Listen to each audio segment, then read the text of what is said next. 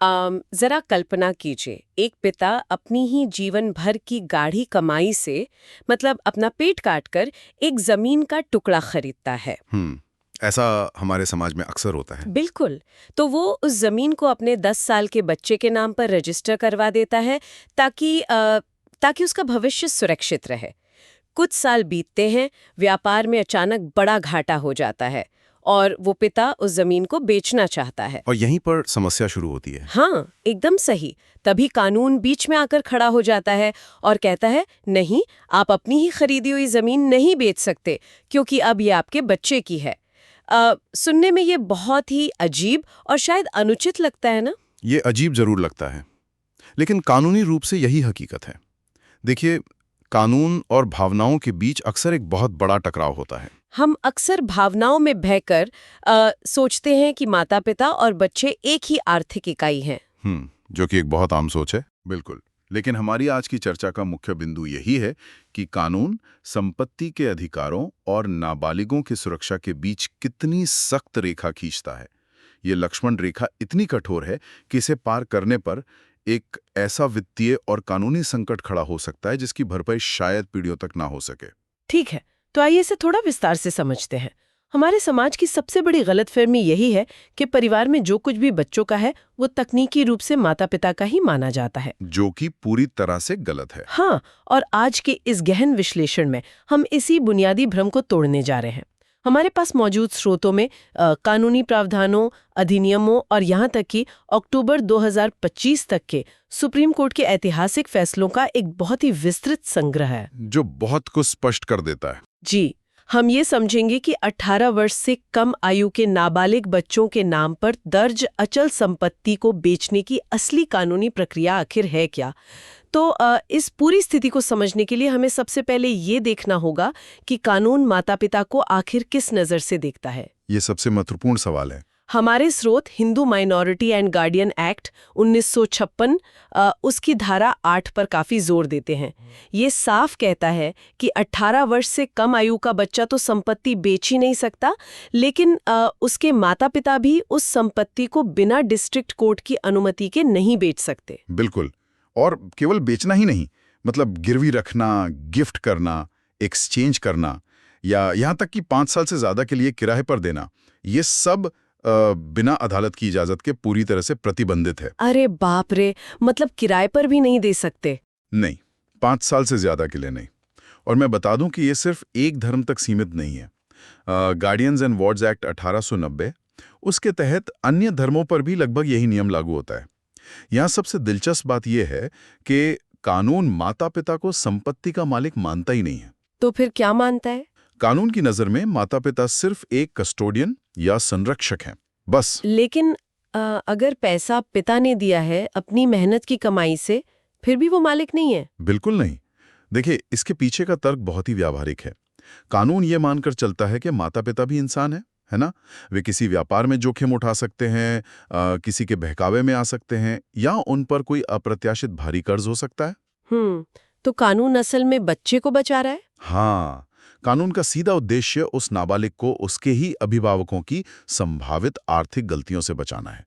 जब तक बच्चा 18 साल का नहीं हो जाता, वो संपत्ति हर हाल में सुरक्षित रहनी चाहिए। अगर हम इसे एक उदाहरण से समझें, तो ये बिल्कुल वैसा ही है जैसे किसी ने एक बैंक लॉकर में अपना सारा पैसा रख दिया हो, लेकिन उस लॉकर की चाबी सिर्फ और सिर्फ बच्चे के पास है। बहुत बढ़िया उदाहरण है। और सबसे बड़ी बात, वो चाबी भी उसे तब मिलेगी जब वो पूरे 18 साल का हो जाएगा।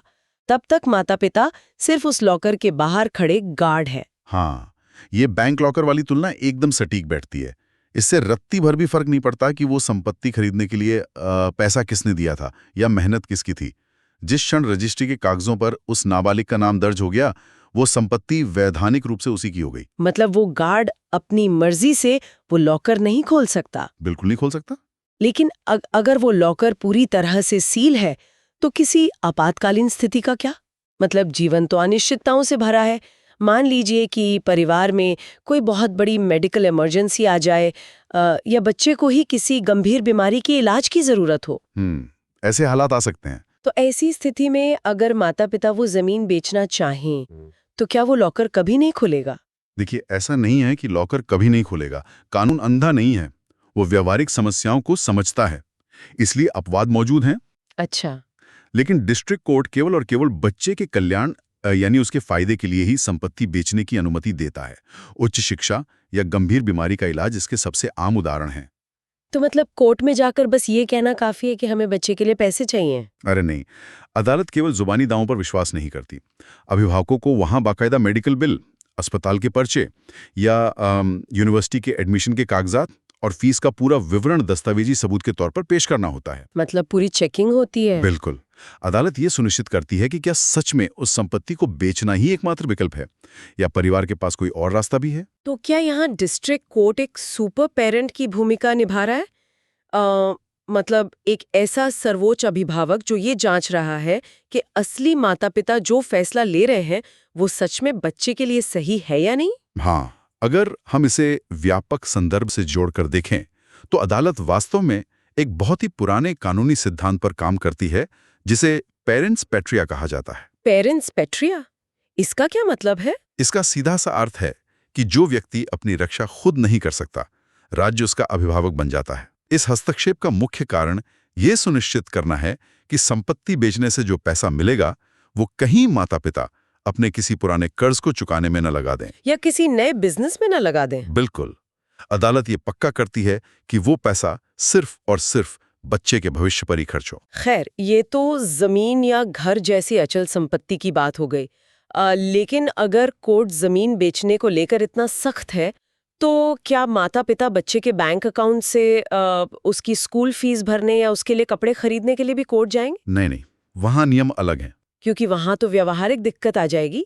हर छोटे काम के लिए कोई अदालत कैसे जा सकता है? यही कारण है कि कानून चल और अचल संपत्ति के बीच एक बहुत ही स्पष्ट अंतर रखता है। चल संपत्ति जैसे बैंक में रखा पैसा या फिक्स डिपॉजिट, उसे बिना अदालत की अनुमति के प्रबंधित किया जा सकता है। अच्छा, तो वहां थोड़ी आजादी है। हाँ, वहां रोजमर्रा की जरूरतों के लिए लचीलापन दिया गया है। लेकिन अचल संपत्ति का मामला अलग है, क्योंकि वहां एक मुश्त बड़ी रकम का सवाल होता है और उसे वापस पाना आसान नहीं होता। समझ गए। इसके अलावा हमारे स्रोत एक और अपवाद का जिक्र करते हैं, जो है संयुक्त हिंदू परिवार यानी HUF की संपत्ति। तो HUF में क्या नियम लागू होता है? क्या वहां भी कोर्ट जाना पड़ता है? देखिए, इसमें अगर नाबालिग का कोई अविभाजित हिस्सा है तो परिवार का कर्ता, जो मुखिया होता है, वो कानूनी जरूरत या परिवार के फायदे के लिए उसे बेच सकता है, बिना कोर्ट जाए? हाँ, लेकिन ये बहुत ही सीमित अपवाद है। अलग अलग मुकदमों में अदालतों का नजरिया इस पर काफी अलग रहा है, इसलिए इसे एक पूरी तरह से सुरक्षित रास्ता नहीं माना जा सकता। तो ये प्रक्रिया इतनी जटिल है कि कोई भी सोच सकता है कि क्या होगा यदि कोई अभिभावक इस नियम को पूरी तरह से नजरअंदाज कर दे। मतलब वो चुपचाप बेच दे। हाँ, मान लीजिए कोई पिता सोचता है कि अदालत के चक्कर काटने में महीनों लग जाएंगे और वो चुपचाप गुपचुप तरीके से उस जमीन को किसी अनजान खरीदार को बेच देता है। तो ऐसी स्थिति में उस बिक्री का क्या अंजाम होगा? देखिए, कानून में इस स्थिति से निपटने के लिए बहुत ही गहरी व्यवस्था है। अगर बिना कोर्ट की अनुमति के संपत्ति बेची जाती है तो वो बिक्री तुरंत शून्य नहीं हो जाती। शून्य नहीं होती? नहीं, कानूनी भाषा में इसे रद्द करने योग्य यानी वॉइडेबल कहा जाता है। तो यहाँ बात और भी ज्यादा दिलचस्प हो जाती है। शून्य नहीं है बल्कि रद्द करने योग्य है। इसके पीछे क्या तर्क है? अगर माता पिता ने गैर कानूनी काम किया है तो उस सौदे को सीधे खारिज क्यों नहीं कर दिया जाता? इसे गहराई से समझने के लिए हमें 1903 के मोहरी बीबी केस के ऐतिहासिक पन्नों को पलटना होगा। 1903? ये तो बहुत पुराना है। हाँ, ब्रिटिश काल के दौरान जजों ने यह स्थापित किया था कि कोई भी नाबालिग खुद कोई अनुबंध यानी कॉन्ट्रैक्ट नहीं कर सकता। नाबालिग द्वारा किया गया कोई भी करार कानूनी रूप से मान्य नहीं होता। लेकिन इस मामले में चूंकि नाबालिग खुद संपत्ति बेच नहीं सकता और माता पिता ने अदालत की अनुमति के बिना बेच दी है, तो वो सौदा एक तरह से अधर में लटक जाता है। कानून ये मानता है कि शायद वो बिक्री वास्तव में बच्चे के लिए फायदेमंद रही हो। मतलब हो सकता है माता पिता ने बहुत अच्छी कीमत पे वो जमीन बेची हो। बिल्कुल, इसलिए कानून उस सौदे को तुरंत खारिज करने के बजाय उस बच्चे के हाथ में एक ताकत दे देता है। बच्चे के हाथ में कैसी ताकत? फैसला लेने की ताकत। लिमिटेशन एक्ट के अनुच्छेद 60 के अनुसार जैसे ही वो बच्चा अपनी 18 वर्ष की आयु पूरी करता है, उसके पास 3 साल का समय होता है यानी 21 साल की उम्र तक। हाँ, 21 साल की उम्र तक वो अदालत में जाकर उस बिक्री को चुनौती दे सकता है और उसे रद्द करवा सकता है। और अगर उसे लगता है कि सौदा सही था तो वो उसे वैसे ही रहने दे सकता है। अरे ये तो किसी भी प्रॉपर्टी खरीदार के लिए एक बहुत बड़े खतरे की घंटी है।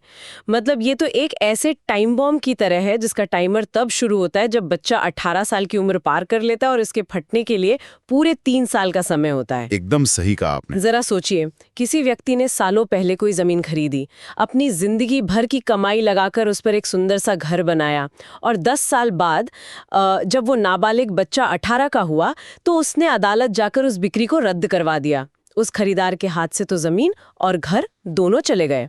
हाँ, और खरीदार के लिए ये तलवार इसलिए भी हमेशा लटकती रहती है क्योंकि उससे कभी भी उस संपत्ति का पूर्ण निर्विवाद मालिकाना हक नहीं मिलता। मतलब वो हमेशा डर में जीता है। बिल्कुल, जब तक वो बच्चा 21 साल का नहीं हो जाता तब तक खरीदार चैन की नींद नहीं सो सकता।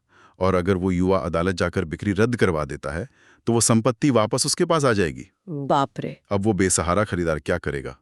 उसे उन अभिभावकों के पास जाना पड़ेगा और ब्याज सहित अपने पैसे वापस मांगने पड़ेंगे।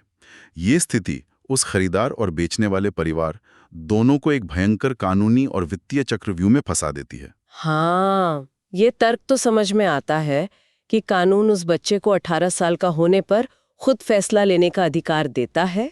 लेकिन अगर हम आज की वास्तविकता देखें तो अदालत जाकर किसी बिक्री को चुनौती देने का मतलब है सालों साल चलने वाले मुकदमों के चक्कर में पड़ना। ये तो हमारे सिस्टम की सच्चाई है। अपने माता पिता और उस खरीदार के खिलाफ सालों तक केस लड़ना पड़े तो उसकी तो जवानी ही अदालतों की सीढ़ियों पर बीत जाएगी। क्या इस लंबी प्रक्रिया का कोई विकल्प नहीं है? बिल्कुल है। और यहीं पर हमारे स्रोत एक बहुत ही क्रांतिकारी बदलाव की बात करते हैं। हम अभी हाल ही के अक्टूबर 2025 के उस ऐतिहासिक सुप्रीम कोर्ट के फैसले की बात कर रहे हैं। अच्छा, कौन सा फैसला? केस का नाम है के.एस. शिवप्पा बनाम श्रीमती के. नीलम्मा। इस फैसले की नींव दरअसल 2014 के सरोज बनाम सुंदर सिंह केस में ही पड़ गई थी। उस केस में क्या हुआ था? 2014 वाले मामले में एक मां ने अपनी नाबालिग बेटियों की हिस्सेदारी वाली कृषि भूमि बिना अदालत की अनुमति के बेच दी थी और सुप्रीम कोर्ट ने उस बिक्री को रद्द कर दिया था। लेकिन जो 2025 का ये नया शिवप्पा जजमेंट है, ये पूरी कानूनी प्रक्रिया को ही पलट कर रख देता है। तो अगर एक 18 साल के युवा को अपना अधिकार चाहिए लेकिन उसे अदालत के चक्कर भी नहीं काटने हैं, तो इस नए फैसले ने उसके लिए क्या रास्ता खोला है? देखिए, इस जजमेंट ने ये पूरी तरह साफ कर दिया कि अदालत की पूर्व अनुमति अब एक साइन क्वाइन ऑन है। कानून की भाषा में इसका मतलब है एक ऐसी अनिवार्य शर्त जिसके बिना आप एक कदम भी आगे नहीं बढ़ सकते। लेकिन इसका सबसे बड़ा असर यह है कि अब बालिग होने पर उस युवा को पुरानी बिक्री रद्द करवाने के लिए कोई अलग से सिविल मुकदमा दायर करने की जरूरत ही नहीं है। रुकिए, अगर उसे अदालत नहीं जाना है तो उसके पास विकल्प ही क्या बचता है?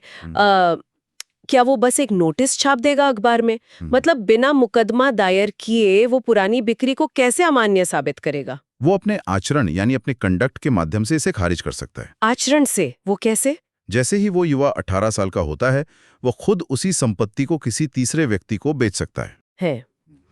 लेकिन ये प्रशासनिक रूप से कैसे काम करेगा? क्या सब रजिस्ट्रार के कार्यालय में एक ही जमीन की 2 बार रजिस्ट्री हो सकती है?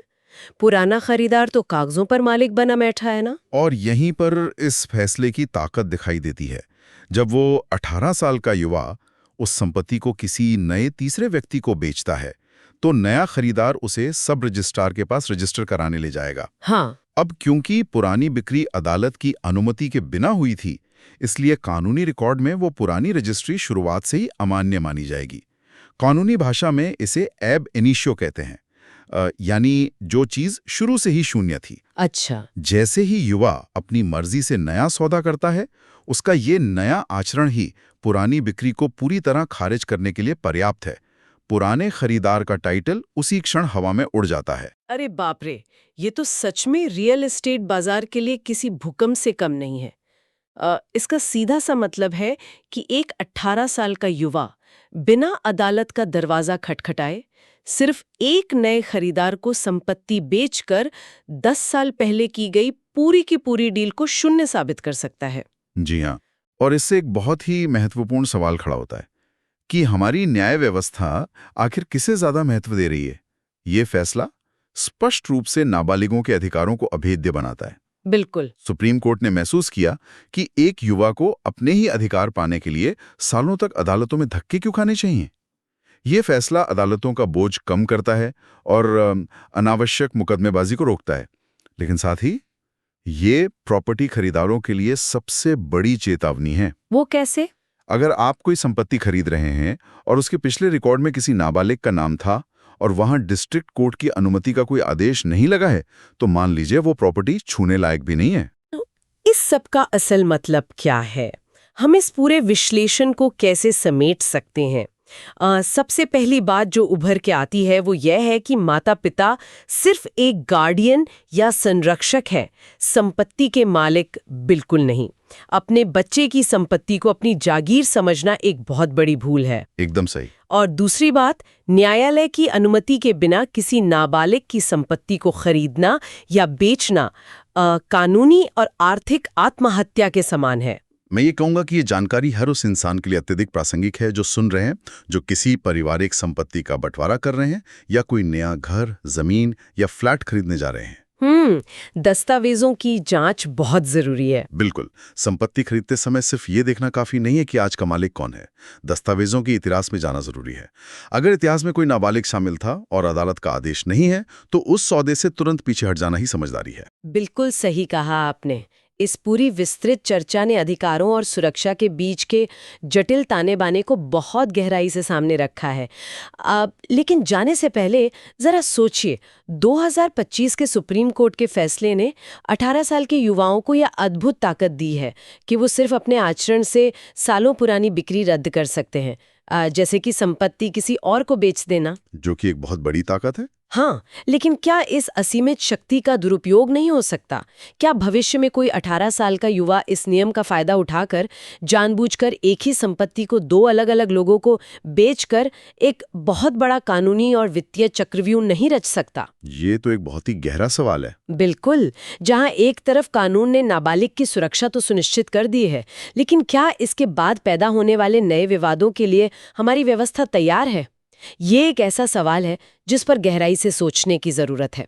आज के इस गहन विश्लेषण में हमारे साथ जुड़ने के लिए धन्यवाद।